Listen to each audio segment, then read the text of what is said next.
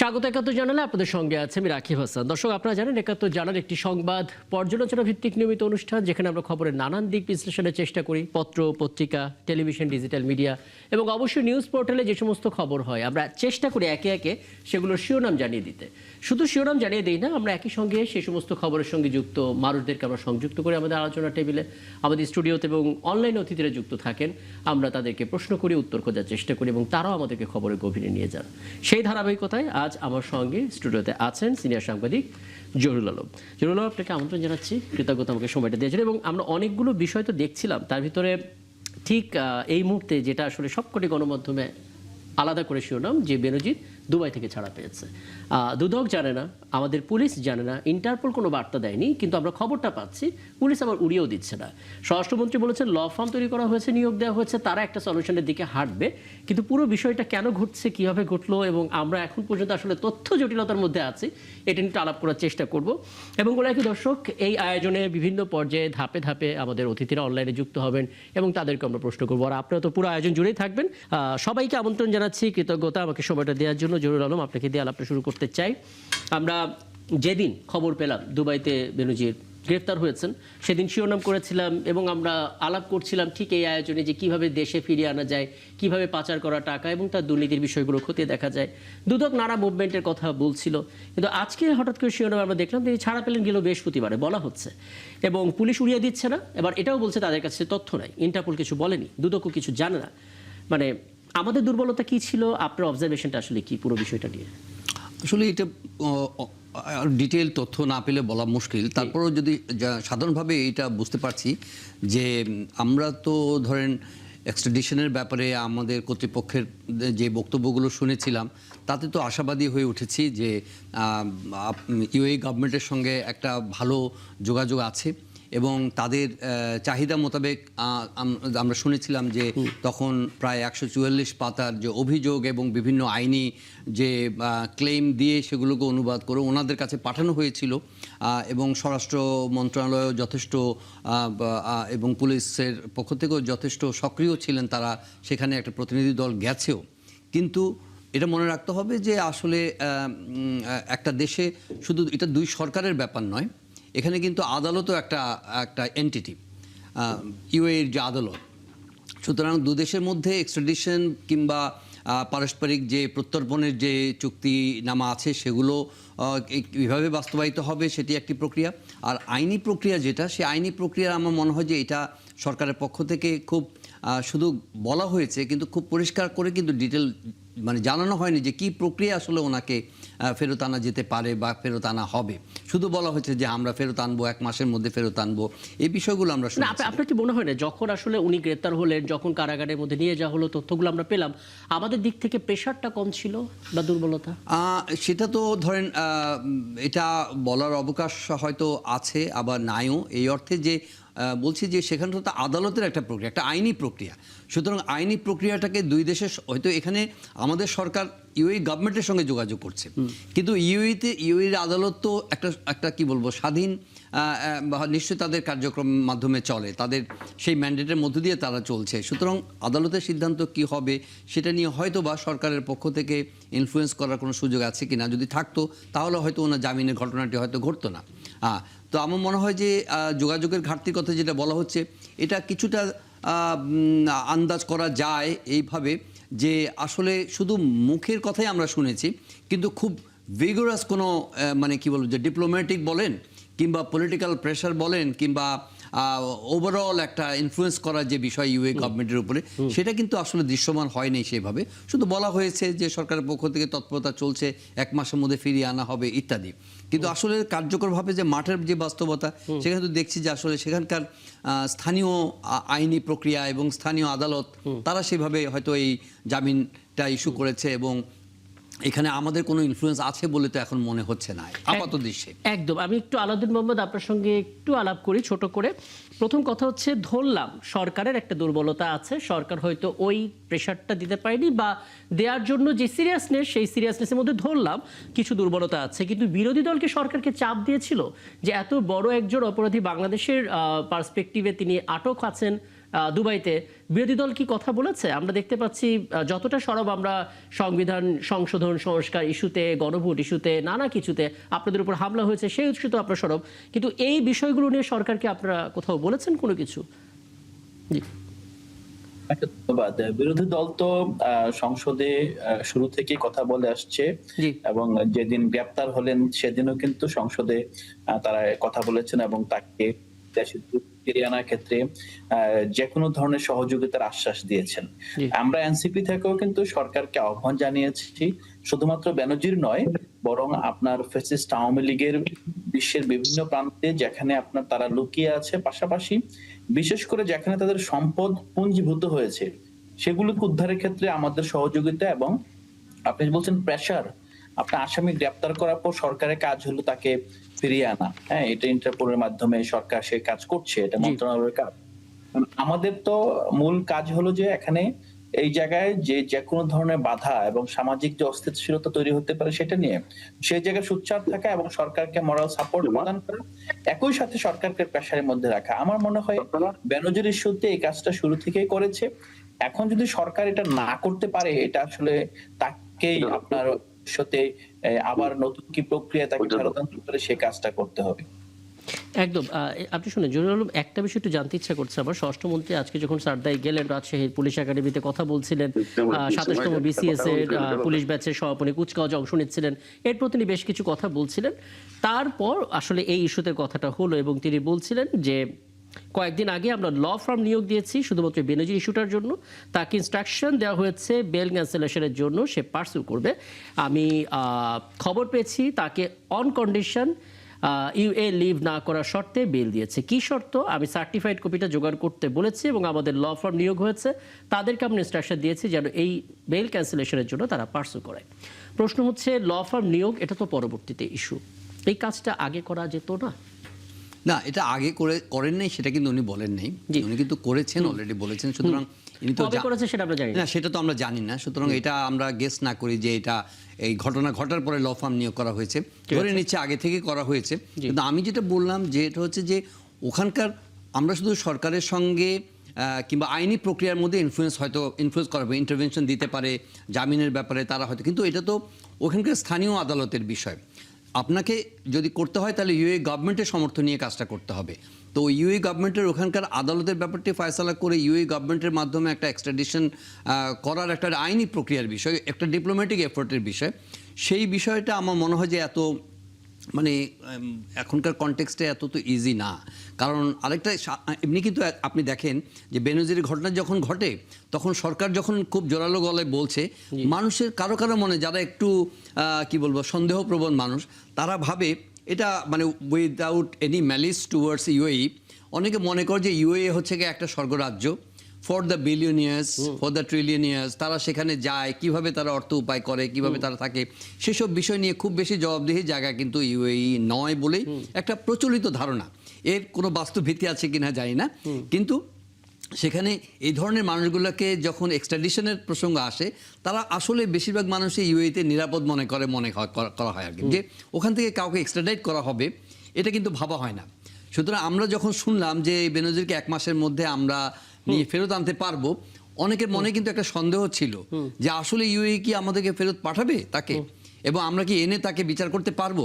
কিন্তু good thing to know that আমাদের স্বরাষ্ট্রমন্ত্রী বলছেন যে উনি ল ফার্ম নিয়োগ করেছেন, ওনার লিগাল ইন্টারভেনশন দেবেন, চাপ প্রয়োগ করবেন, কিন্তু it entirely depends on the goodwill and the legal process of UAE. একদম একদম, মানে ধরা যেহেতু পড়েছে সেই হিসেবে প্রথম ধাপে সাফল্য তো এসেছে, এখন পরবর্তী ধাপটা। আমি একটু খন্দকার বাসুকুর রহমান আপনার কাছে আসি, আমন্ত্রণ জানাচ্ছি, আপনি সময়টা দিচ্ছেন আপনাকে।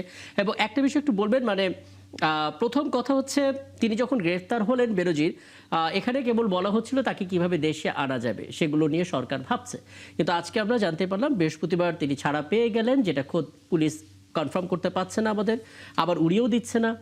ইন্টারপোল আমাদেরকে কিছু জানায়নি। এমনি এই কথাটা প্রচলিত তো আছেই যে দুবাইতে গেলে অনেক ধরনের প্রিভিলেজ পায় যারা আসলে ধনকুবের তারা, কাজেই তাদেরকে আসলে তাদের আদালতে বেনজিরের বিষয়ে আমাদের দিকে কনসার্ন তৈরি করা ল ফার্মের জন্য কতটা চ্যালেঞ্জিং, এবং দল হিসেবে বিএনপি কতটা আসলে সোচ্চার থাকছে, একটু বলবেন আমাদেরকে। মাশরুকুর রহমান। আসসালামু আলাইকুম। ওয়ালাইকুম আসসালাম। জি। আমাকে কি শোনা যায়? আমি পরিষ্কার শুনতে পাচ্ছি আপনাকে, আপনি বলুন। জি। আমি কিন্তু আপনাদের কাউকে দেখতে পাচ্ছি না, না। আমি কিন্তু আপনাকে দেখতে পাচ্ছি, আপনি বলুন, আমরা থ্যাংক শুনতেও ইউ সো পাচ্ছি। মাচ। জি। ধন্যবাদ সম্মানিত আলোচকদের আপনাকে। আমি শুনছিলাম বেনজির সাহেবের বিষয়টি নিয়ে আলোচনা হচ্ছে। দেখুন, 15 আগস্টের সাথে যারা জড়িত, আওয়ামী লীগ দীর্ঘদিন ক্ষমতায় থাকার পরও শেখ হাসিনা পার্সোনালি চেষ্টা করেও সকল হত্যাকারীদের দেশে ফিরিয়ে আনতে পারেনি। বিভিন্ন দেশের নিয়ম কানুন কিংবা আইন জটিলতার কারণেও সকলকে ফিরিয়ে আনতে পারেনি। বদরুল হুদা থাইল্যান্ডে একটি শপিং মলে চুরির কারণে গ্রেপ্তার হওয়ার পর থাইল্যান্ড সরকারের সহযোগিতার পর তিনি তাকে ফিরিয়ে এনেছিলেন। তা নইলে তাকেও দেশে ফিরিয়ে আনা সম্ভব হতো না। পৃথিবীর অনেক দেশে মৃত্যুদণ্ড আইনে নাই। সেখানে যেমন কানাডায় যদি একটি লোকের ফাঁসি হয় বাংলাদেশে, সে যদি ওখানে থাকে, কানাডা গভর্নমেন্ট তাকে ফিরিয়ে দিতে বাধ্য নয়। জি। এমনি ভাবে বেনজির মতো একজন অপরাধী, মানবতা বিরোধী অপরাধী, দুর্নীতিবাজ, পুলিশের কলঙ্ক, তাকে দুবাই সরকার আশ্রয় দিয়েছে। তাকে এদেশের সরকারের কাছে এই অপরাধীকে যতক্ষণ কোর্টে দোষী সাব্যস্ত না হয় তাকে অপরাধ বলা যায় না। যদিও বাংলাদেশের বিভিন্ন আদালতে তার বিরুদ্ধে মামলা রয়েছে, দুবাই গভর্নমেন্টের উচিত ছিল বাংলাদেশের সরকারের কাছে হস্তান্তর করা, সেটি করা হয়নি। এ কারণে যারা দেশ থেকে 5 আগস্ট পট পরিবর্তনের পালিয়ে গিয়েছে, না, আমি আসলে এটুকু জানতে চাচ্ছি যে এটা প্রথমত সরকার এবং পরবর্তীতে সরকারি দল হিসেবে বিএনপির জন্য কতটা চ্যালেঞ্জিং হবে দুবাই সরকারকে, তাদের আদালতকে এটা বোঝানো যে বেনজিরের অপরাধটা বাংলাদেশের কনটেক্সটে কি ছিল, মানে তারা কতটা সিরিয়াস হবে আর কি, এটা বোঝানো কতটা চ্যালেঞ্জিং হবে। জি। একটা সুন্দর কথা বলেছেন। অবশ্যই এটা একটা চ্যালেঞ্জের বিষয়। আমি মনে করি বাংলাদেশ বর্তমান বিএনপি সরকার, তাকে অবশ্যই দুবাই সরকারকে বুঝাতে হবে তার অপরাধের মাত্রা কতখানি, আচ্ছা। এবং সেটা বুঝিয়ে দুবাই সরকার যাতে বাধ্য হয় তাকে বাংলাদেশে ফেরত পাঠাতে, সেই ব্যবস্থা করা উচিত বলে আমি মনে করি। এবং আমি বিশ্বাস করি সরকার সেদিকে হাঁটছে এবং একটা পর্যায়ে তাকে বাংলাদেশে আসতে হবে। এবং আমি মনে করি এই অপরাধীকে বাংলাদেশে নিয়ে আসতে হবে। আপনি দেখুন, আপনার শেখ হাসিনার কথাই বলুন না কেন, ফাঁসির দণ্ডপ্রাপ্ত আসামি, তাকেও বাংলাদেশ ইন্ডিয়া থেকে ফেরত আনা সম্ভব হয়নি। বিভিন্ন জটিলতা, এগুলো ব্যাখ্যা করা সবকিছু মিডিয়ার মাধ্যমে জানা যায়, আপনিও বুঝতে পারছেন। বুঝতে পারছি। তার মানে আমাদের এখন ঠিক এই মুহূর্তে আসলে ল ফার্মের উপর অনেক বড় দায়িত্ব এই জিনিসটা আসলে কনভে করা, এবং সেই জায়গা থেকে দুবাইয়ের আদালত, দুবাইয়ের সরকারকে আসলে আরেকটি বিষয়, জি, ছোট করে। আপনি একটা চমৎকার কথা বলেছিলেন, যিনি এই মতো আলোচনা করতেছিলেন, বিরোধী দল। জি। আপনার মনে আছে কিনা, এরশাদ পতনের পর বিরোধী দল ছিলেন আওয়ামী লীগ এবং শেখ হাসিনা বিরোধী দলের নেত্রী। তিনি পার্লামেন্টে দাঁড়িয়ে, ওনাকে কিন্তু পতনের পর জেলখানায় যেতে হয়নি। শেখ হাসিনা দাঁড়িয়ে বলেছিলেন ওনাকে কেন বাইরে রাখা হয়েছে, জেলে নেওয়া হয়নি। তৎকালীন সরকার দলের প্রধান কিংবা সংসদ নেত্রী বেগম খালেদা জিয়া বলেছিলেন সেদিন পার্লামেন্টে সর্বসম্মতিক্রমে শাসক উনি এরশাদকে জেলে পাঠানো হয়েছিল। আপনি চমৎকার এই যে কথাটি বলেছেন, বিরোধী দল অনেক কিছু বিষয় যেভাবে সোচ্চার, বেনজিরের বিষয়েও এই পার্লামেন্টে আমি একটা জিনিস, এই অগস্ট বর্তমান সংসদে যারা আছে তারা সবাই এসির বিরোধী আন্দোলনে যারা অংশগ্রহণ করেছে তাদেরই প্রতিনিধি। অনেক এর বাইরেও যারা আছে অনেকে নির্বাচিত হতে পারেনি। আমি বিনয় তাদের কাছে প্রত্যাশা করব, একটি দেশে গণতান্ত্রিক রাষ্ট্রীয় ব্যবস্থায় একটি শক্তিশালী বিরোধী দল জরুরি। এ কারণে সরকারের ভুল ত্রুটি হলে তারা লাগাম টেনে ধরবেন, ঠিক তেমনি ভাবে আগস্ট বিপ্লবে যারা মানবতা বিরোধী কাজ করেছেন, এই ফ্যাসিস্ট হারে 17 বছর এদেশের সম্পত্তি লুটপাট করে খেয়েছে, জনগণের অষ্টাদশের ট্যাক্সের টাকা যারা লুটপাট করে ব্যাংক লুটপাট আপনার মূল বার্তাটা খন্দকার মাশরুকুর রহমান আমরা বুঝতে পেরেছি। মানে আপনি প্রত্যাশা করেন বিরোধী দল তাদের দায়িত্বটা ঠিকঠাক মতো পালন করবে এবং সঠিক সেটা বিরোধী দলের সেই ভূমিকা সংসদে থাকা উচিত বলে মনে করি। বেনজিরের বিষয়ে সেটা অনুপস্থিত আমার কাছে মনে হয়েছে। আচ্ছা, আপাতত এখানে আমরা থামি। আর একটি ইস্যুতে একটু জরুরি হলো আপনার অবজারভেশনটা নিয়ে তারপর আমি আমাদের অনলাইন অতিথিদের কাছে যাব। আমরা সকালবেলা দেখছিলাম প্রেস ক্লাবে আব্দুল সালাম মিলনায়তনে, সেখানে জান দেব জুলাই দেব না এরকম শিরোনামে লেবার পার্টির একটা আয়োজন ছিল।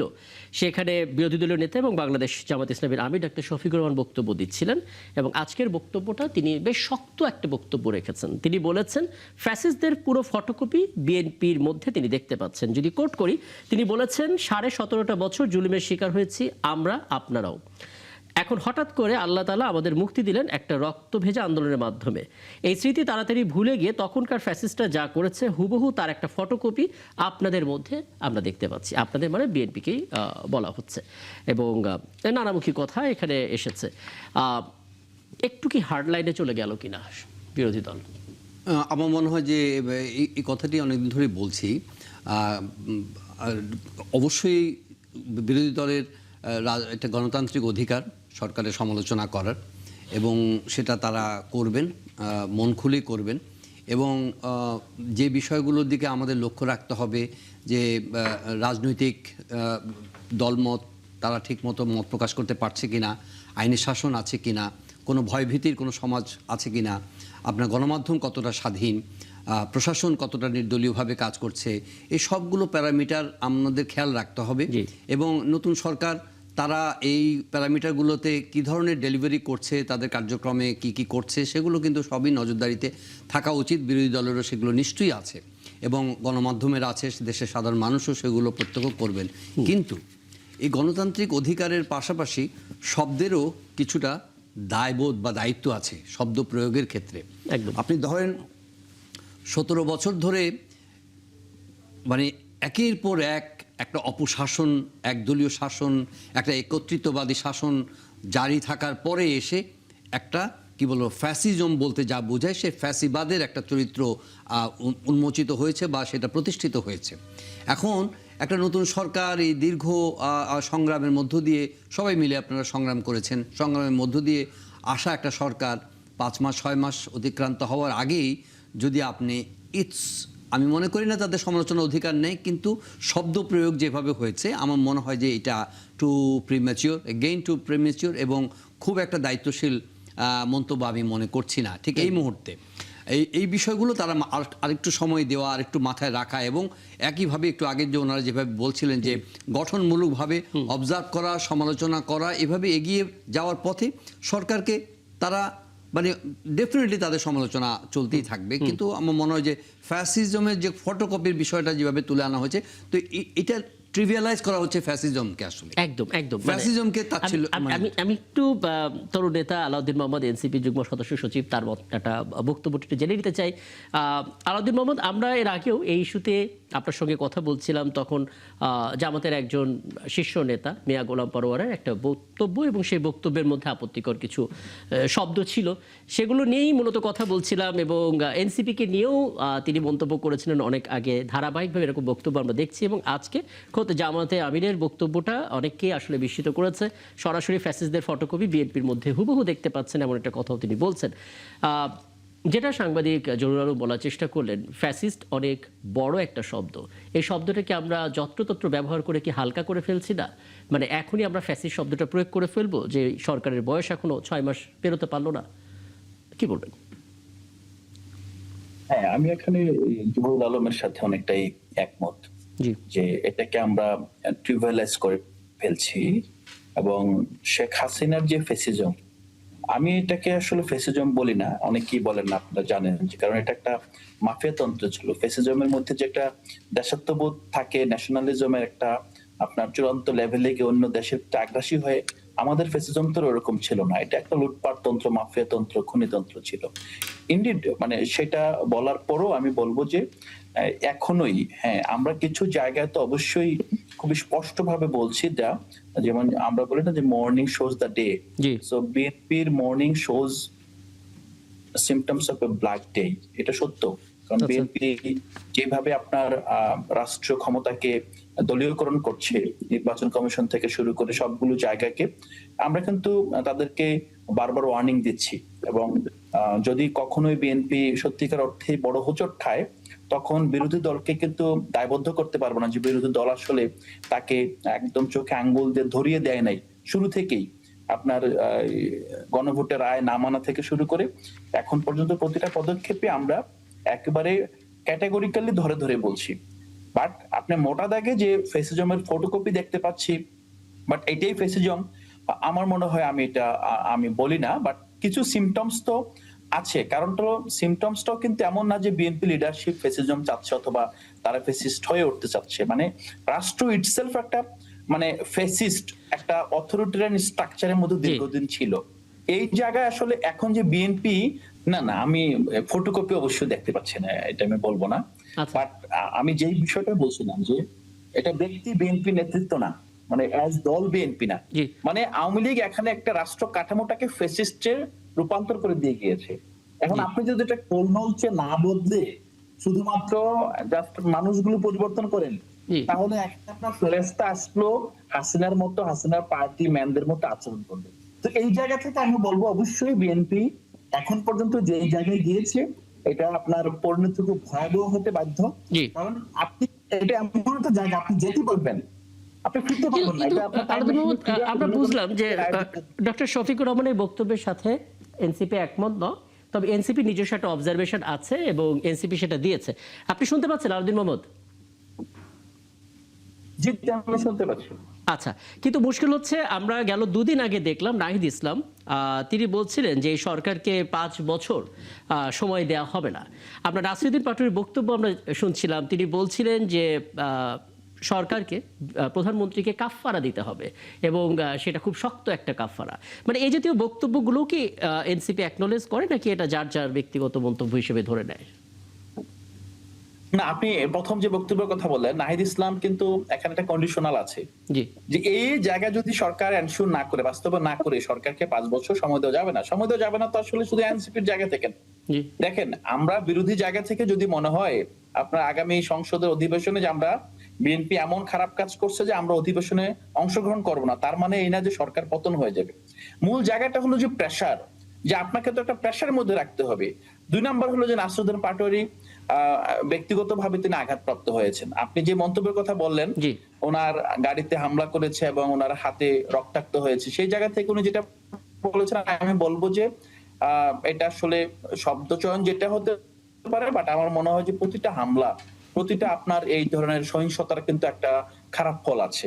এটা আপনার এনসিপির নেতৃত্ব বলুক না বলুক, এটা ন্যাচারালি এই ফলটা আসলে ভালো না। বিশেষ করে একটা সরকার যখন এখন 6 মাসও হয় নাই, আরো বিশেষ করে হলো যে এই যে একটা সংসদ, এই সংসদের কেউ কারো আর্চ রাইভাল না, শত্রু না, কেউ কারো আসলে এত বড় রাজনৈতিক ক্ষতিও করে না, সবাই একটা সেটেলমেন্টের ফসল, গণ-অভ্যুত্থানের ফসল।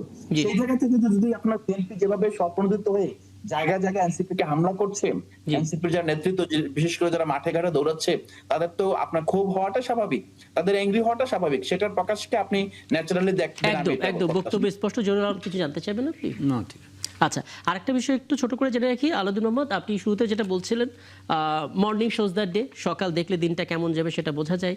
তো বিএনপি সকালটা আপনার চোখে কেমন লাগলো এখন পর্যন্ত সরকারের? আপনাকে আমাকে বলছেন? হ্যাঁ হ্যাঁ, আপনাকে জানতে চাচ্ছি। জি।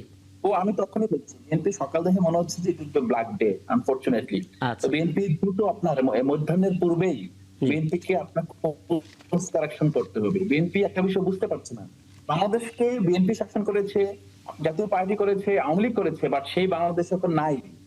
24-এর পরে বাংলাদেশ পুরোপুরি ভিন্ন বাংলাদেশ। এখানে বিভিন্ন বাস্তবতা, চতুর্থ শিল্প বিপ্লবের সময় আপনার আপনার একটা তরুণ জনগোষ্ঠীর আবির্ভাব, তারপর এখানে ক্রমবর্ধমান বেকারত্ব, সবকিছু মিলিয়ে আপনার, এবং এই তরুণরা রক্ত দিতে শিখে গিয়েছে, রাস্তা নামতে শিখে গিয়েছে।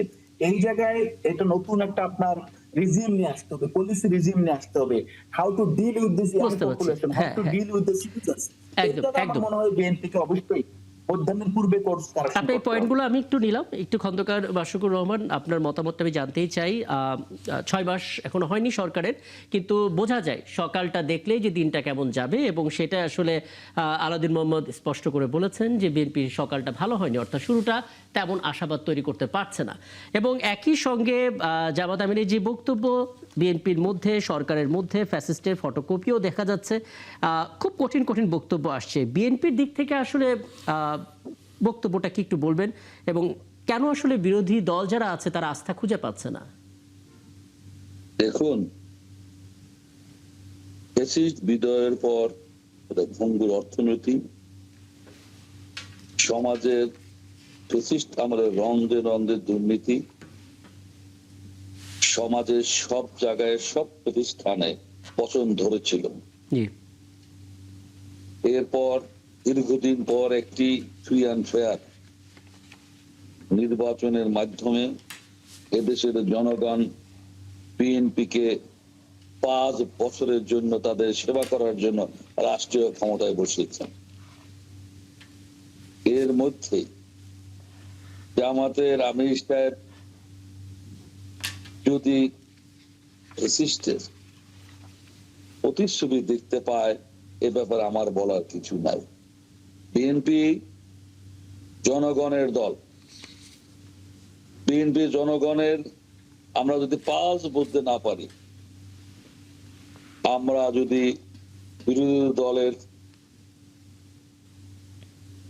কর্মসূচি তাদের চাওয়া পাওয়া বুঝতে না পারি, অবশ্যই আগামী দিনে সেভাবে যদি আমাদের কর্মপন্থা তৈরি না করতে পারি, অবশ্যই জনগণ আগামী দিনে আমাদেরকে প্রত্যাখ্যান করবে, না থেকে ক্ষমতায় বসবেন।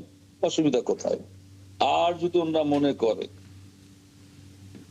দেখুন আমরা কালকে ক্ষমতা আমরা ছেড়ে দেয়, ওনারা বসুক, ওনারা রাষ্ট্র চালাক, জনগণকে তো ওনাদের নির্বাচিত করে নাই, ওনারা তো বেচতে টিকিট বিক্রি করছেন, তাতে জনগণ তো ওনাদের নির্বাচিত করে নাই।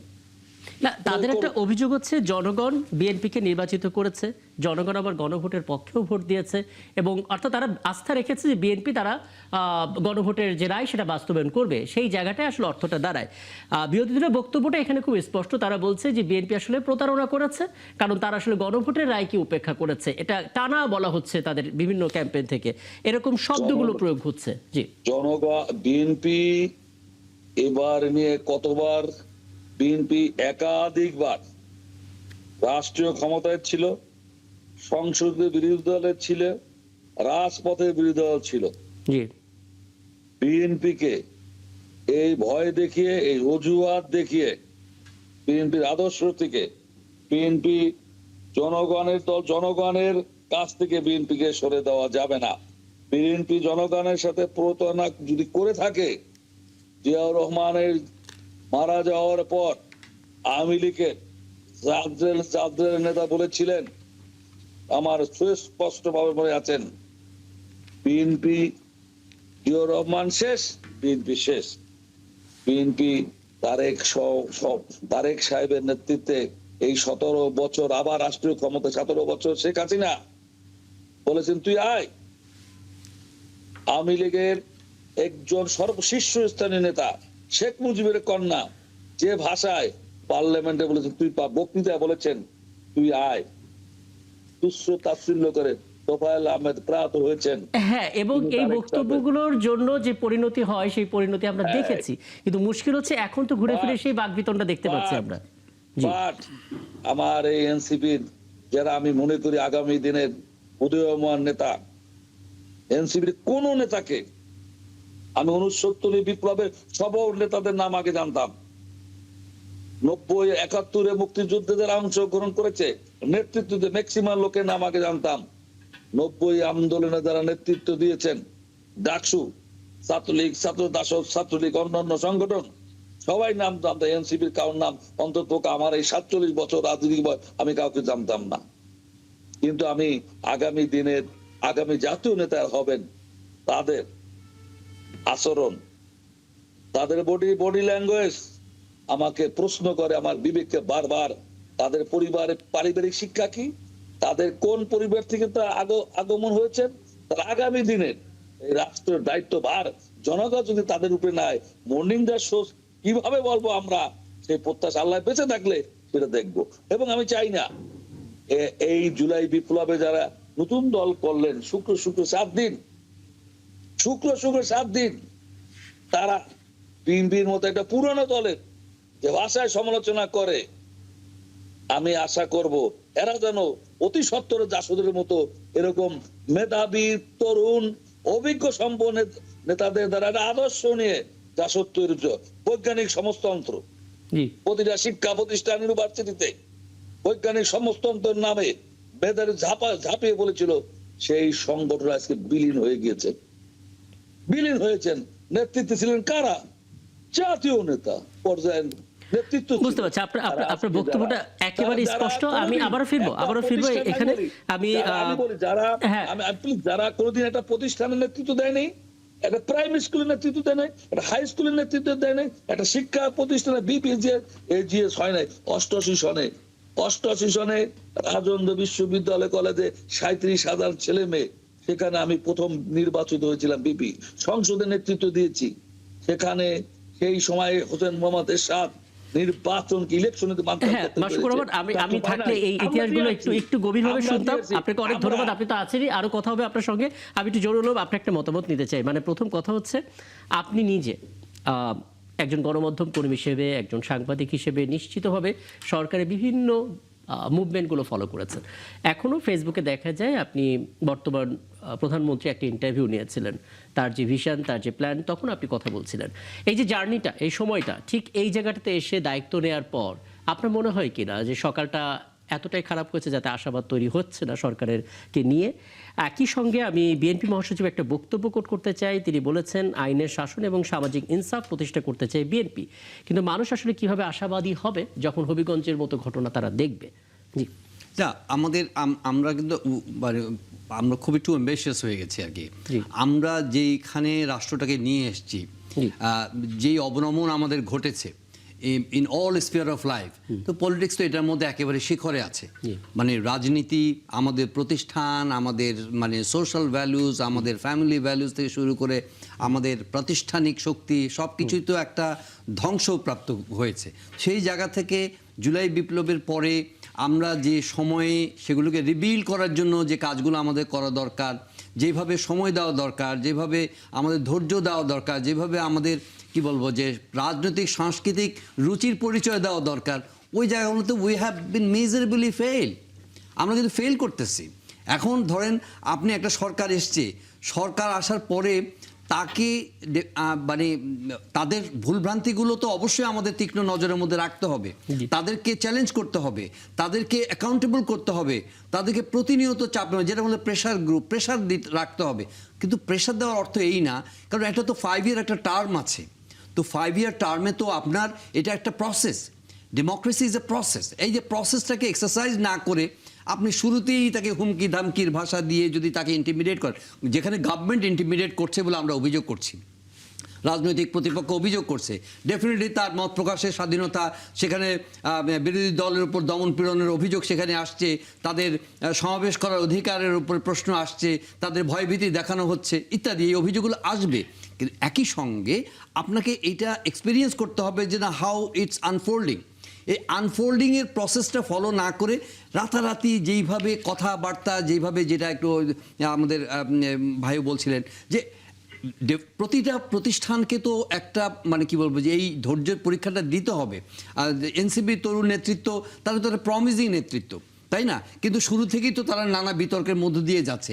একটা নতুন দল তাদের নেতাদের নিয়ে এত মানে নেগেটিভ রিমার্কস, এত নেগেটিভ অ্যাডভার্স কমেন্ট, এত অ্যাডভার্স ক্রিটিসিজম কেন হবে?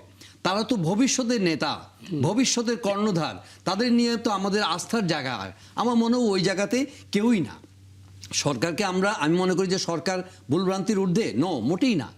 কিন্তু একটা রিফ্লেকশন অফ গুডউইল যদি আপনি দেখেন, আমরা কিন্তু এখানে রাইজিং অ্যাবাভ এনি অ্যাফিলিয়েশন, আপনি বলেন যে অনারেবল প্রাইম মিনিস্টার যতখানি এই পর্যন্ত আপনি দেখেছেন একটা গুডউইলের এক্সপ্রেশন আছে তার মধ্যে, কিন্তু ওভারঅল একটা রাষ্ট্র যখন একটা সংকটের মধ্যে দিয়ে আছে, সেটা ওনারও সবকিছু যে উনি সঠিকভাবে তদারকি করতে পারছেন কেউ বলছে না। এখানে আনএমপ্লয়মেন্ট আছে। ছোট করে বলি, এনসিপির পক্ষ থেকে 4-5টা গুরুত্বপূর্ণ পয়েন্ট আছে, তারা বলছে। প্রথম পয়েন্টটা হচ্ছে যে সরকার গণভোটের রায়কে উপেক্ষা করেছে। আসছি আপনার এখন তো এটা কি তারা ডিফাই করতেছে, তারা কিন্তু একটু কৌশলী, তারা একটু কৌশলী, তারা নানাভাবে এটাকে হয়তো ঘুরে পেঁচা, হয়তো পুরোপুরি তাদের টার্মে বিরোধী দল যেভাবে চাইছে সেই টার্মে হয়তো তারা কমপ্লায়েন্স আমরা দেখতে পাচ্ছি না। কিন্তু এখান থেকে এক্সিট করা, এখান থেকে ডিপার্ট করা কি এত সহজ হবে? প্রতিনিয়ত কিন্তু আপনাকে তারা কোনো না কোনো ভাবে এশিওর করছে যে হ্যাঁ, আমরা ততটুকু বাস্তবায়ন করবো যতটুকু আমরা প্রমিস করেছি। উই ওয়ান্ট টু ওয়েট, আমরা দেখতে চাই যে তারা আসলে তাদের প্রমিসটা লিভ আপ করে কিনা। তো এই প্রমিসটা লিভ আপ করা, ট্রান্সলেট করা, ম্যাটেরিয়ালাইজ করা, ইমপ্লিমেন্ট করার জন্য তো একটু সময় দিতে হবে তাদেরকে। সময় দেওয়া মানে কি, আমরা ক্রিটিক্যালি অবজার্ভ করব যে তারা যে বলছে। আজকেও তো আমাদের মাননীয় প্রধানমন্ত্রীর উপদেষ্টা একজন বলেছে যে জুলাই সনদ আমরা বাস্তবায়ন করবো, তা আমরা এখান থেকে সরে আসিনি। কিন্তু কি ফর্মে করে, কতটুকু করে, কিন্তু এই জায়গায় আমি পার্সোনালি খুবই কনভিন্স যে এই জুলাই সনদে যেইভাবে আমরা চাই, যত উচ্চাভিলাষী আমরা হয়েছি রাষ্ট্র নিয়ে, শুরু ওই অবনমন থেকে ওই জায়গায় পৌঁছানো, এটা একটা ডেকেডস অফ জার্নি, এটা একটা লম্বা জার্নি। আমাদের আলাউদ্দিন সাহেবরা যেভাবে চাচ্ছেন, কিংবা যারা বাংলাদেশ নিয়ে আরো অনেক বেশি আশাবাদী হয়ে উঠেছেন জুলাইয়ের পরে, তারা কিন্তু আমার মনে হয় যে বাস্তবসম্মত না। বাংলাদেশ যেখানে আছে ওখান থেকে ধরনের পার্লামেন্টারি ডেমোক্রেসির যে প্র্যাকটিস, এটা একদিনে হবে না।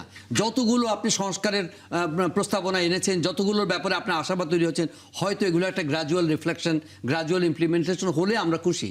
যদি আমি পার্সোনালি মনে করি যে একটু একটু করে যদি আপনি এটা ট্রান্সলেট করতে পারেন, ম্যাটেরিয়ালাইজ করতে পারেন, তাহলেই খুশি। কিন্তু সরকারের সমালোচনা অবশ্যই জারি রাখতে হবে, কিন্তু একই সঙ্গে এটাকে রাতারাতি আপনি কোনো সংস্কার, কোনো ধরনের জুলাই সনদে যা যা প্রমিস করা হয়েছে, ইটস ভেরি আনরিয়ালিস্টিক যে এগুলো সরকার পুরোপুরি বাস্তবায়ন করবে কিনা এই ব্যাপারে আমি সন্দিহান আছি। কিন্তু কিছু যদি তারা বাস্তবায়ন করে তাদের প্রমিস অনুযায়ী, জনগণের কাছে তো তাদের দাঁড়াতে হবে, ভোটে তো তাদের যেতে হবে, এবং এই সমালোচনাগুলো তাদের সহ্য করতে হবে। কিছু যদি তারা বাস্তবায়ন করেন, তাও আমি মনে করি যে বোঝা যাচ্ছে যদি যতটুকু বাস্তবায়ন করেন নিজেদের নোট অফ ডিসেন্ট মাথায় রেখে জনগণ সেটা অ্যাকসেপ্ট করবে। যদি সেটা বাস্তবায়ন না করেন, জনগণই সেই সিদ্ধান্ত নিয়ে নেবে। অ্যাবসলিউটলি। আচ্ছা, আমি একটু আলাউদ্দিন মোহাম্মদ ছোট করে একটা বিষয় একটু জানবো, তারপর অন্য আলাপে যাব। প্রথম কথা হচ্ছে যে রেফারেন্স যারা মাশরুকুর রহমান দিলেন, আপনি শুনতে পাচ্ছেন আলাউদ্দিন মোহাম্মদ? আপনি আমাকে শুনতে পাচ্ছেন আলাউদ্দিন মোহাম্মদ?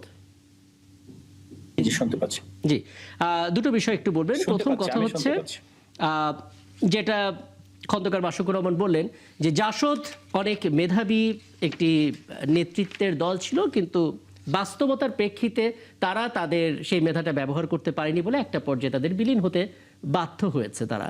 এবং দ্বিতীয় যে বিষয়টা জহুরুল আলম বললেন যে এখনই আসলে অনেক আর্লি হয়ে যাচ্ছে, যে সরকার গণভোটের রায় উপেক্ষা করেছে, এগুলো সমস্ত কিছু বাস্তবায়ন করবে না। দুটো বিষয় আপনার মতামত জানতে চাই ছোট করে। জি,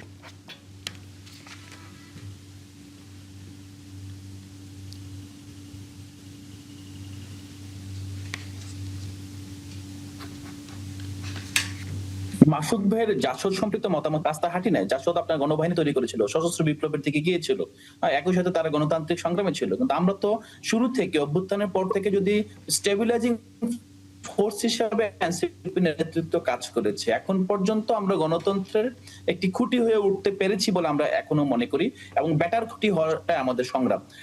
দ্বিতীয়ত হলো জহির ভাই যেটা বলেছে, জহুর ভাই, সেটা হলো যে দেখেন এখানে গ্রাজুয়াল পরিবর্তনটা এটা প্রত্যাশিত। হ্যাঁ, এটা আমরাও মনে করি যে গ্রাজুয়াল পরিবর্তনটা আপনার বেশি সাস্টেনেবল, কিন্তু জহির ভাই যে জিনিস বলছে অনেক বেশি আনরিয়েলিস্টিক। জুলাই আপনার একটা রক্তাক্ত গণঅভ্যুত্থানের আকাঙ্ক্ষা না, এগুলো এই দেশের শাসনতন্ত্রের মধ্যেই। সো এখানে মূলত আমরা ক্ষমতাকে আগের মতো দেখছি, কিন্তু গোটা বিশ্ব জুড়ে ক্ষমতা কাঠামো পরিবর্তন হয়ে গিয়েছে।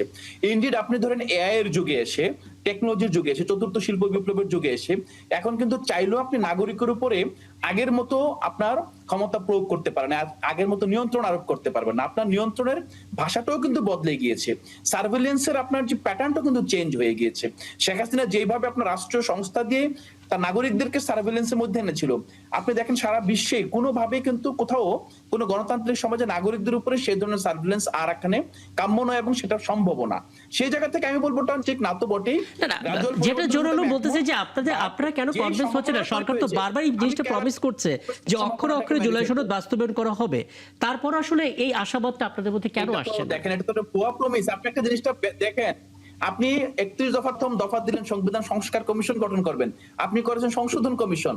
আপনি ধরেন দফার মধ্যে আর না গেলাম না, মোটা দাগে গণভোটে যে রায় এসেছে আপনি রায় বাস্তবায়ন না করে আপনি যদি বলেন যে অক্ষর অক্ষরে বাস্তবায়ন করব, এই যে শুভঙ্করের ফাঁকি, এটা তো ধরেন হয়তো সাধারণ জনগণ কিংবা তাদের সাপোর্টাররা এটাকে আপনার তোতা পাখির মতো মুখস্থ করে উদ্গীরণ করে সকল জায়গায়, কিন্তু মোটা দাগে সাবস্টেনশিয়াল পরিবর্তনের যে অঙ্গীকার, যে জায়গা থেকে বিএনপি এখনো বহু দূরে আছে, এটা বোঝার জন্য কিন্তু আপনার রকেট সায়েন্টিস্ট হতে হয় না।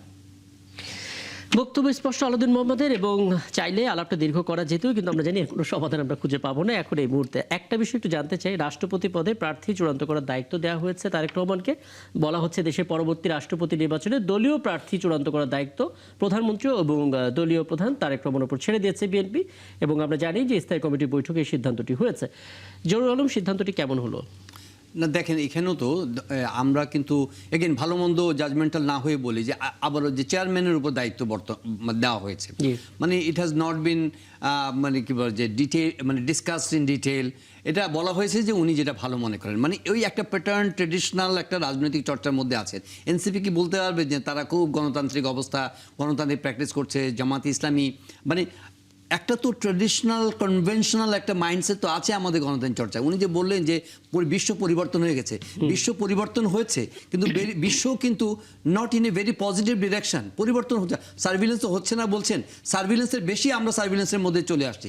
ওইটা হচ্ছে আমাদের দেশে সার্ভিলেন্স আর গ্লোবাল সার্ভিলেন্স। এখন এআই যুগে কিন্তু আমি আপনি কেউ কিন্তু সার্ভিলেন্সের বাইরে নাই, সবাই কিন্তু সার্ভিলেন্সের ডিজিটাল ফুটপ্রিন্ট আছে, সবাই আছে। এখন মুশকিল হচ্ছে যে আমরা যেখানে যাচ্ছি এই গ্লোবাল বাস্তবতাকে অস্বীকার করার কোনো উপায় নেই। আমরা ভীষণ একটা অস্থির সময়ের মধ্যে দিয়ে যাচ্ছি। এই সময়ে আমাদের পলিটিক্যাল ইনস্টিটিউট যদি আমরা ঠিক মতো যদি উইজডম যদি আমরা এটাকে দেখতে না পারি, তাহলে ওই আপনাদের শেখ হাসিনার আমলে যে ফ্যাসিজমে আমরা যে ছিলাম, সেখান থেকে আমাদের গুণগত ট্রান্সফরমেশন কি হলো, কি হয়েছে সেটা। সেই জন্য আমি বলছি যে all the stakeholder should behave logically, with fortitude, with patience. যদি এখানে আমরা ভুল করি তাহলে আমাদের জন্য বিপদ অপেক্ষা করবে। এখন ধরেন বিএনপি যদি তার প্রমিসগুলো রক্ষা না করে, আপনি আর্লি দেখতে পাচ্ছেন যে তার প্রমিসগুলো রক্ষা করছে না, কিন্তু তাদের তো 4.5 বছর পরে তাদের ভোটে যেতে হবে, তাদেরকে যেতে হবে। তখন আপনি আপনার কথাগুলো জনগণকে যেভাবে বলছেন আপনি বলতে থাকেন, এবং ইভেনচুয়ালি ইউ উইল, মানে কি বলবো যে produce the attention, draw the attention of the people. রাষ্ট্রপতি ইস্যুতে যেটা বলছেন, হ্যাঁ ডেফিনেটলি চেয়ারম্যানের কাছে দায়িত্ব দেওয়া হয়েছে, কিন্তু নানা ধরনের স্পেকুলেশন আছে। আমার মনে হয় যে এটা ওনাদের ফাইনাল ডিসিশন, আগে আর স্পেকুলেট না করা ভালো। এটা অনেক ধরনের স্পেকুলেশন হচ্ছে, তবে যেটা মনে হচ্ছে যে আগে ধরনের অনেক ওয়াইল্ড স্পেকুলেশন ছিল। ওয়াইল্ড মানে কি, যেগুলি দলের বাইরের কিছু ব্যক্তিবর্গের নাম আসছে, এমনকি অন্তর্বর্তী সরকার প্রধানের নাম আসছে, তারপরে আপনার বিভিন্ন আমলাদের নাম আসছে, কিন্তু এখন এটা কনসেন্ট্রেট হয়েছে উইথ দ্য সিনিয়র লিডার্স। পার্টির র্যাঙ্ক এন্ড ফাইলের মধ্যে যারা সিনিয়র লিডার, যারা ত্যাগ করেছেন, যারা অনেক ধরনের মানে কি বলবো যে নেতৃত্ব দিয়েছেন, এমন কিছু নাম আসছে। সেই নামের মধ্যে হলে দেখা গেল যে এটা অনেক বেশি কি বলবো প্রত্যাশিত বা প্রার্থিত হবে এটা যে কি একটু বেশি রিস্ক ফ্যাক্টর না এর ভিতরে? প্রধানমন্ত্রী যদি একক সিদ্ধান্ত নেন, নিজের দায়িত্বটা নেন এবং সেখানে যদি সিদ্ধান্তের মধ্যে কোনো ভুল থাকে পরবর্তীতে আমার মনে হয় না এটা হচ্ছে যে এক ধরনের শোয়িং রেসপেক্ট অথবা আমাদের ট্রেডিশনাল পলিটিক্যাল কালচার যে চেয়ারম্যানকে দায়িত্ব দিয়ে দেওয়া, কিন্তু বিষয়টা এরকম না, এরকম একটা মেজর ডিসিশনে একক সিদ্ধান্তে হয়ে যাবে অ্যাটলিস্ট বর্তমান বাস্তবতায় সেটা মনে করার কোনো কারণ নেই। যদিও আমরা দেখেছি যে মোহাম্মদ শাহাবুদ্দিন চুপুর মতো প্রেসিডেন্টও তৎকালীন প্রধানমন্ত্রী নিয়োগ করেছিলেন, সেটা তো সম্পূর্ণভাবে একেবারে কল্পনারও অতীত ছিল। তো যাই হোক, এরকম কিছু হবে এরকম কেউ আশা করে না। নিশ্চয়ই একটা পলিটিক্যাল প্রসেসের মধ্য দিয়ে, একটা বাজ বিচারের মধ্য দিয়ে প্রধানমন্ত্রী যিনি দলের চেয়ারপারসনও তার যারা অ্যাডভাইজার্স আছেন তাদের সঙ্গে আলাপ করে একটা ভালো সিদ্ধান্ত নেবেন যেটা আমাদের ফিউচার প্রসেসকে হেল্প করবে। This is not an individual. আমরা কিন্তু রাষ্ট্রপতিকে একটা ব্যক্তি হিসেবে দেখছি, দিস ইজ নট ব্যক্তি না। আগামী দিনের আপনার পলিটিক্যাল ডিরেকশন বলেন, রাষ্ট্রের চরিত্র বলেন, এখানে কিন্তু আমরা কিন্তু ব্যক্তির পরিবর্তন হচ্ছে, ক্ষমতারও তো একটা চরিত্র আছে, সেই চরিত্র তো বদলাচ্ছে না। তো চরিত্র বদলের করার জন্য বঙ্গভবন বলেন বা প্রধানমন্ত্রী অফিস বলেন, যেটা সবাই আমরা বলছি, প্রধানমন্ত্রী অফিস বলেন কিংবা সচিবালয় বলেন কিংবা জুডিশিয়ারি বলেন কিংবা ল এনফোর্সিং এজেন্সি বলেন, সবগুলোর মধ্যে একটা চারিত্রিক বদল আমরা আশা করছি। শুধু ব্যক্তির বদল করে তো হবে না। একদম এই যে চারিত্রিক বদল, অর্থাৎ পুরো ইনস্টিটিউটটা একটা ভালোভাবে ফাংশন করবে, শুধুমাত্র ব্যক্তি বদলালেই হবে না। খন্দকার মাশরুকুর রহমান, একটু বলবেন আসলে আপনি বিএনপির সহ সাংগঠনিক সম্পাদক এবং বিএনপির পক্ষ থেকে স্থায়ী কমিটি মিটিং শেষে আমরা জানতে পেরেছি দলটার মহাসচিব এবং পরবর্তীতে স্বরাষ্ট্রমন্ত্রী স্থায়ী কমিটির সদস্য তিনি নিজেই বলছিলেন যে আসলে এই রাষ্ট্রপতি নির্বাচনের দায়িত্বটা প্রধানমন্ত্রী তারেক রহমানের উপরেই ছেড়ে দেওয়া হয়েছে, তিনি এটা বিবেচনা করবেন। আপনি কি ধারণা দিতে পারেন কোন কোন বিষয়গুলো বিবেচনায় রাখা হচ্ছে? ব্যক্তি জানতে চায় না, বিবেচনার পরিকাঠামোগুলো জানতে চাই, এবং শুধু ব্যক্তি বদলালে হবে না, প্রতিষ্ঠানগুলো চরিত্র বদলাতে হবে, যেটা সিনিয়র সাংবাদিক জহুরুল আলম বললেন। বিএনপির মাথায় সেটা কতটা আছে এবং এই সিদ্ধান্ত আসলে বিরোধী দল কনভিন্স হবে কিনা, তাদের ব্যাপারটাও আপনাদের মাথায় আছে কিনা? জি করলেন, আমি সম্পূর্ণভাবে তার সকল কথার সাথে জি দেখুন, বিএনপির একাধিকবার রাষ্ট্রীয় ক্ষমতায় দুষ্ট হওয়ার পর তিক্ত অভিজ্ঞতা, সুখকর অভিজ্ঞতা, তিক্ত অভিজ্ঞতা দুটোই রয়েছে এই মহামান্য রাষ্ট্রপতি নির্বাচনের প্রশ্নে। উনি রাষ্ট্রপতি একটি প্রতিষ্ঠান, কোন ব্যক্তি নয়। আমি ব্যক্তিগতভাবে মনে করি এই যে উনি চুপ্পু সাহেবের কথা বললেন,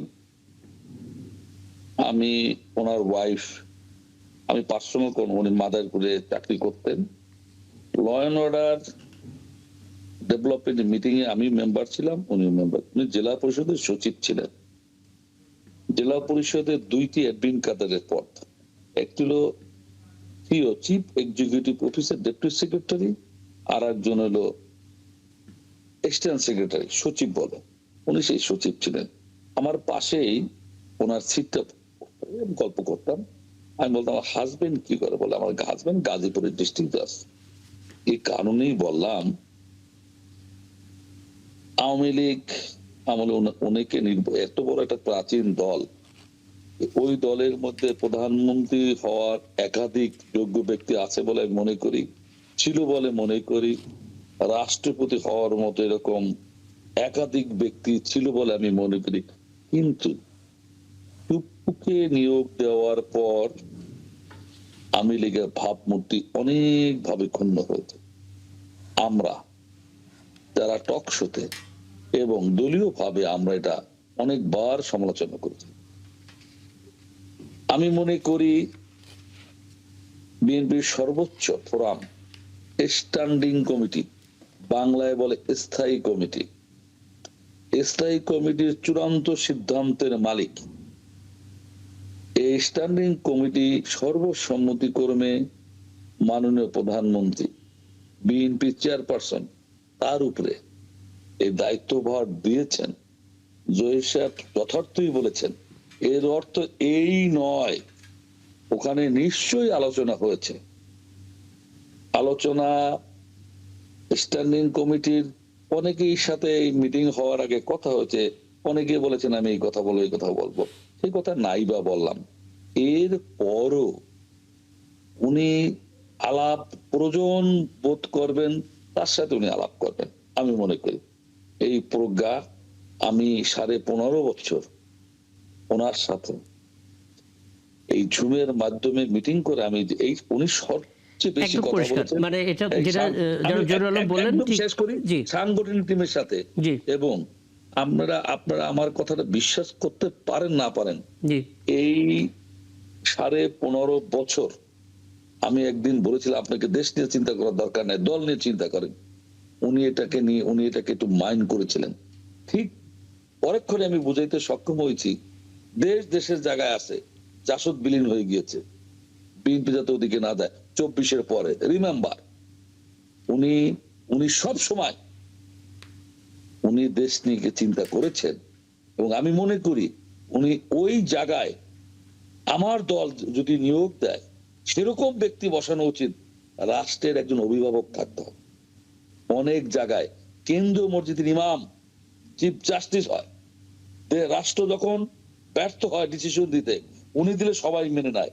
আমি মনে করি সেরকম একজন লোক চেষ্টা করবেন রাষ্ট্রপতি বানানো। হ্যাঁ, আপনি স্পষ্ট করেছেন যে আসলে দায়িত্বটা প্রধানমন্ত্রীর উপরে, কিন্তু তিনি আসলে তার জায়গা থেকে, সেই প্রজ্ঞা থেকে তিনি হয়তো যোগ্য মানুষের সঙ্গে কিছু আলাপও করে নিতে পারেন, কিছু আইডিয়া নিতে পারেন। নিশ্চয়ই সেগুলো নিয়ে তো জানবই। আমি একটু আলাউদ্দিন মোহাম্মদ আপনার কাছ থেকে একটু জানতে চাই, বিরোধী দলের ভূমিকা আপনারা পালন করছেন, রাষ্ট্রপতি যেহেতু সবার এবং এটা একটা প্রতিষ্ঠান, কাজেই সবারই স্বার্থ সেখানে কোনো না কোনোভাবে সংশ্লিষ্ট।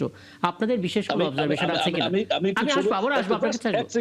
জি এক সেকেন্ড। জি যদি এরকম হয় বিরোধী দল সংসদে বাইরে সরকারের সাথে সম্পর্ক অবনতি হতে পারে, তাদের আশ্রয় লাস্টে রাষ্ট্রপতির কাছে যাবে, রাষ্ট্রপতির সমাধান দিতে পারে, এমন লোক ওখানে বসানো উচিত বলে আমি মনে করি। আচ্ছা, আলাউদ্দিন মোহাম্মদ আপনাদের বিশেষ কোনো পর্যবেক্ষণ রাষ্ট্রপতি ইস্যুতে? জি না, রাষ্ট্রপতি ইস্যুতে প্রথম পর্যবেক্ষণ হলো যে এটা সময়কাল, যে শাহাবুদ্দিন চুপ্পুকে যে সময় অপসারণ করা হয়েছে অথবা পদত্যাগে বাধ্য করা অথবা পদত্যাগ তিনি করেছেন, সেই সিচুয়েশন তৈরি হয়েছে। এটার সাথে বিএনপির অনেকে মনে করে এটা একটা আগামী তত্ত্বাবধায়ক সরকারের যে মেয়াদ, সে মেয়াদ পর্যন্ত এই রাষ্ট্রপতিকে রেখে দেওয়ার একটা আপনার সময়কাল বিবেচনায় ছিল। এটা হলো নাম্বার ওয়ান। তো এই জিনিসটাকে প্রথমত আমি মনে করি যে এটা আসলে এইভাবে চিন্তা করাটা আমাদের জন্য উচিত হয় নাই। আমাদেরকে নতুন ভাবে চিন্তা করা দরকার ছিল যে রাষ্ট্রপতি আসলে যখনই পদত্যাগ করবে, যখনই চেঞ্জ হবে না কেন, তত্ত্বাবধায়ক সরকারের সময়টা আসলে এটা একটা স্বাধীন সময়, ওই সময়টা যাতে নিরপেক্ষতা সব দিক থেকে বজায় থাকে। 2 নাম্বার হলো যে ধরেন রাষ্ট্রপতি পদে কিছু নাম আমরাও দেখেছিলাম, যেটা ভাই বললেন, জহুরুল ভাই বললেন যে এটা এখন একটা লিমিট হয়ে আসছে। তো আমরা যেটা চাই যে দীর্ঘদিন জনপরিসরে দলের বাইরে গিয়ে রাষ্ট্রকে ধারণ করতে পারেন, জনগণকে ধারণ করতে পারেন, রাষ্ট্রের প্রতিষ্ঠানগুলোকে প্রোটেক্ট করার মতো যার হিম্মত আছে সে ধরনের ব্যক্তিকে রাষ্ট্রপতি নির্বাচন করা উচিত বিএনপির। তৃতীয়ত হলো এই যে স্ট্যান্ডিং কমিটির সভায় আবার যে আপনার প্রধানমন্ত্রীকে সর্বময় ক্ষমতা দিয়ে দেওয়া হলো, আমার কাছে মনে হয় যে হ্যাঁ, সৌদি জোটে বাংলাদেশ যুক্ত হচ্ছে হুথিদের ঠেকাতে, ইরানকে আক্রমণ করতে নয়। পররাষ্ট্র উপদেষ্টা তিনি স্পষ্ট করে এটা জানিয়েছেন, কিন্তু এরপর অনেকে প্রশ্ন করছেন যে সৌদি জোটের সঙ্গে যুক্ত হওয়া তো অনেক বড় একটা সিদ্ধান্ত, এই সিদ্ধান্তের অনেক ধরনের প্রভাব পড়তে পারে। সেগুলো নিয়ে একটু কথা বলতে চাই। আমার সঙ্গে ঠিক এই মুহূর্তে যুক্ত হচ্ছেন আন্তর্জাতিক ও রাজনৈতিক বিশ্লেষক অধ্যাপক মেজবুল আজম সওদাগর। মেজবুল আজম সওদাগর, আপনাকে আমন্ত্রণ জানাচ্ছি এবং কৃতজ্ঞতা সময়টা দিচ্ছেন। অনেকদিন পরে আপনার সঙ্গে কথা হচ্ছে এবং আমার সঙ্গে আমার পাশে আছেন সিনিয়র সাংবাদিক জহুরুল আলম। একটা বিষয় মোটা দাগে বুঝে নিতে চাই, সৌদি জোটে যুক্ত হওয়া না হওয়া একটা বড় সিদ্ধান্তের বিষয় যে কোনো দেশের জন্য। বাংলাদেশ তার জায়গা থেকে স্পষ্ট করেছে মক্কা এবং মদিনা দুটোই যেহেতু সৌদিতে, এবং সেই সৌদি যেহেতু বৃহত্তর মুসলিম দেশ, বাংলাদেশের আগে থেকে একটা সুসম্পর্ক তাদের সঙ্গে ছিল। এখন এই জোটে তারা যুক্ত হচ্ছে, অনেক ধরনের বিষয় সেখানে থাকবে। একটা গুরুত্বপূর্ণ হচ্ছে হুথিদের ঠেকাতে, কিন্তু ইরানকে আক্রমণ করতে নয়, আঘাত দিতে নয়। আপনি কি একটু বলবেন এই সিদ্ধান্তটা আমাদের জন্য কি প্রভাব ফেলতে পারে গ্লোবালি, ছোট করে? জি, ধন্যবাদ আপনাকে। আপনি দেখুন, বর্তমান যে ভূ রাজনৈতিক বিষয়টা অনেক জটিল হয়ে পড়েছে। জি, এইখানে অনেক সময় ভারসাম্য রক্ষা করা অথবা নিরপেক্ষ থাকা অথবা কোন জোটে যোগ দেয়া, প্রত্যেকটা জিনিস হচ্ছে ডিফিকাল্ট হয়ে গেছে। সো সিদ্ধান্তটা নেওয়া সেই কারণে অনেক কঠিন। এখানে যে বিষয়টা, বাংলাদেশ যে কৌশলটি নিয়েছে, যেটা আমরা হুমায়ুন কবির এবং পররাষ্ট্র উপদেষ্টার বক্তব্যে যেটা আমরা জানতে পারছি, সেটা হচ্ছে বাংলাদেশ এখানে একটা ভারসাম্য রক্ষা করতে চাচ্ছে।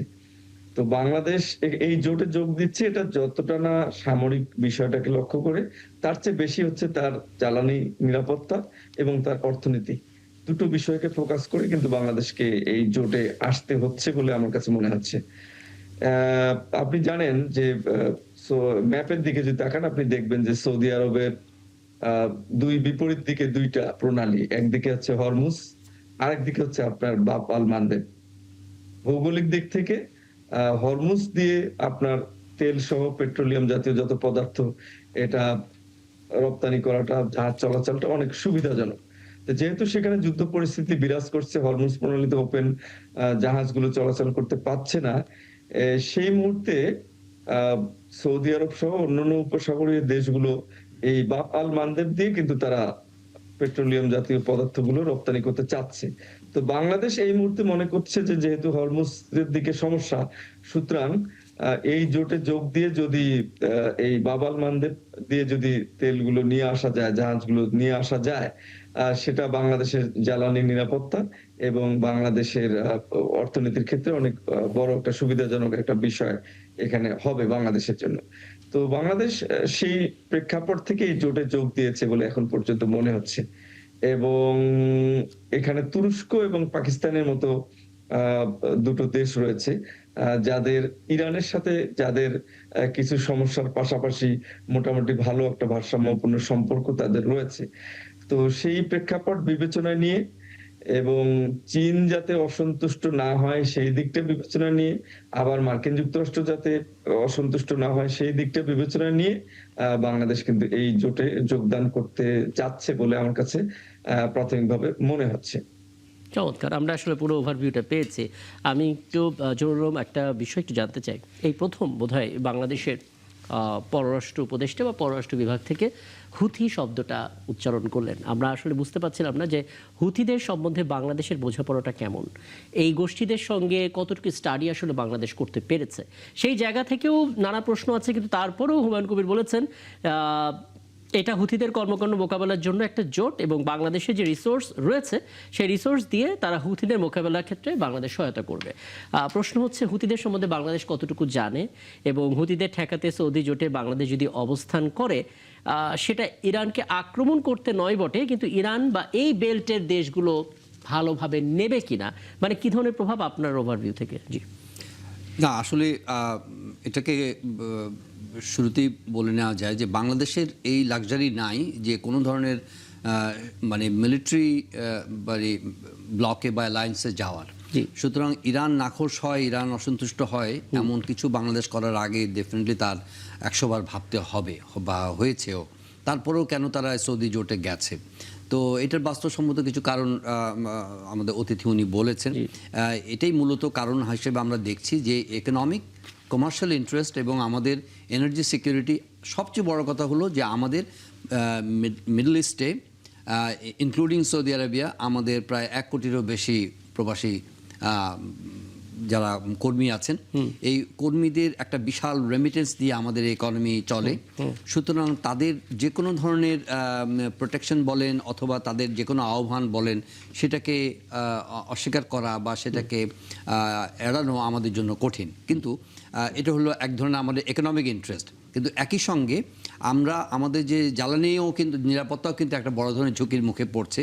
যদি আপনি এখন বাবেল মানদেব কিংবা আপনার যে আপনার গালফ অফ এডেন এবং রেড সি যদি আক্রান্ত হয়, এটা যখন ইরানের সঙ্গে আমেরিকার যে সংঘাতটা বা ইসরায়েলের যে সংঘাতটা শুরু হয়, ওই সময় থেকে কিন্তু এটা প্রেডিক্টেবল যে হুথিরা কিন্তু ইরানের প্রক্সি হিসাবে এটা রিটালিয়েট করবেই। এবং তারা কিন্তু এখন এই মানে বেশ জোরে সোরে কিন্তু তারা কিন্তু প্রস্তুতি নিচ্ছে আপনার রেড সিতে আপনার অ্যাটাক করার জন্য। সৌদি ইন্টারেস্টে অ্যাটাক করবে, মিডল ইস্টার্ন ইন্টারেস্টে অ্যাটাক করবে।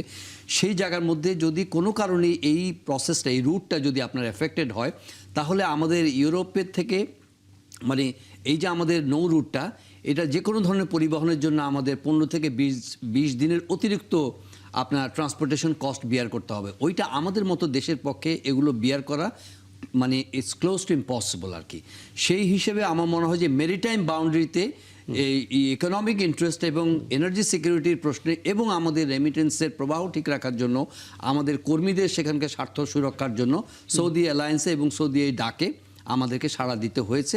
এটা সম্ভবত ইরানের কাছে খুব একটা নেতিবাচক বার্তা যাবে বলে আমি মনে করি না, কারণ আমাদের মানে বাস্তবতা এবং ভূ রাজনৈতিক পররাষ্ট্র উপদেষ্টা বলেছে যে ইরানের সাথে কথাও হয়েছে বাংলাদেশে। এই আমাদের ভূ রাজনীতি সেইটাই এই ভূ রাজনৈতিক সংঘাতে জড়িত হওয়ার মতো বিলাসিতা আমাদের নাই আসলে, এবং আমরা নেহাইতে আমাদের স্বার্থগত কারণে তাদের এই আহ্বানে সাড়া দিতে হয়েছে বলেও অনুমান করছি।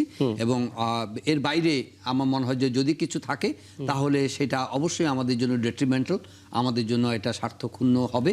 এবং ইরানের টার্গেটে যদি আমরা পড়ে যাই তাহলে দেখা যাবে যে এটা আমাদেরকে মানে অন্যভাবে একটা রিভার্স ইম্প্যাক্ট হবে আমাদের উপরে। একদম। আমি একটু অধ্যাপক মেজর সওদাগর ছোট করে হালকা হতে পারে প্রশ্নটা, তারপর একটু জানতে চাই। প্রথম কথা হচ্ছে বাংলাদেশ আসলে এই সৌদি জোটে গেলে গেইন করবে, অনেক কিছু পাবে আমরা বুঝতে পারছি। পাশাপাশি হুতিদের নজরের মধ্যে পড়বে কিনা, অর্থাৎ এতদিন ধরে বাংলাদেশ নিয়ে হয়তো হুতিরা ভাবতো না, এখন আলাদা করে আসলে বাংলাদেশ তাদের চোখে পড়বে কিনা, তাতে আসলে আমাদের জন্য নিশ্চয়ই ভালো কিছু হবে না। আর দ্বিতীয় বিষয়, ইরানের সাথে আপাতত আমাদের সুসম্পর্ক এবং তাদের সাথে আমরা নেগোসিয়েশন করেছি, কথা বলেছি, জানিয়েছি, শেষ পর্যন্ত আমরা আসলে সে সুসম্পর্ক ধরে রাখতে পারবো কিনা, কারণ জোট যেহেতু অনেক সিদ্ধান্ত মেনে নিতেই হবে বাংলাদেশের। জি, বিষয়টা হচ্ছে যে আপনার হুথিদের সাথে এটা বোঝার আগে আপনাকে বুঝতে হবে যে হুথিদের সাথে ইরানের সম্পর্কটা কেমন। জি, আপনারা জানেন কি হুথিদের সাথে ইরানের সম্পর্ক অত্যন্ত ভালো, এবং বাংলাদেশ যেটা বলছে যে ইরানের সাথে আমাদের কথা হয়েছে, ইরানকে যদি বোঝানো যায়, ইরান যদি প্রকৃত অর্থেই বাংলাদেশের অবস্থানটা বুঝতে পারে, সেক্ষেত্রে হয়তো সমস্যা হবে না। কিন্তু হুথিরা এই বিষয়টাকে সেক্ষেত্রে ইরানকেই ম্যানেজ করতে হবে, হুথিদেরকে। আদারওয়াইজ হুথিরা তো সেখানে আক্রমণ চালাবে, এটা আগেই বলে দিয়েছে। সেখানে কোনটা বাংলাদেশের জাহাজ, কোনটা সৌদির জাহাজ, এইটা তো তারা তখন আর দেখবে না। তখন দেখবে যে গালফ কান্ট্রিগুলো থেকে যাদের সাথে ইরানের সম্পর্ক ভালো নয়, বা যুক্তরাষ্ট্রের সাথে ভালো সম্পর্ক, সেই কান্ট্রিগুলো থেকে কারা এদিক দিয়ে তেল নিয়ে যাচ্ছে, সেই বিষয়টাই হুথিদের কাছে মুখ্য হবে। তো এই বিষয়টা আসলে চ্যালেঞ্জিং, যে ইরানের সাথে কথা বলে ইরানের সাথে ম্যানেজ করে হুথিদেরকে ম্যানেজ করা যাবে কিনা, এটাও প্রকৃত অর্থে বাংলাদেশকে ইরানের সাথে মানে ভালো একটা বোঝাপড়ায় আসতে হবে।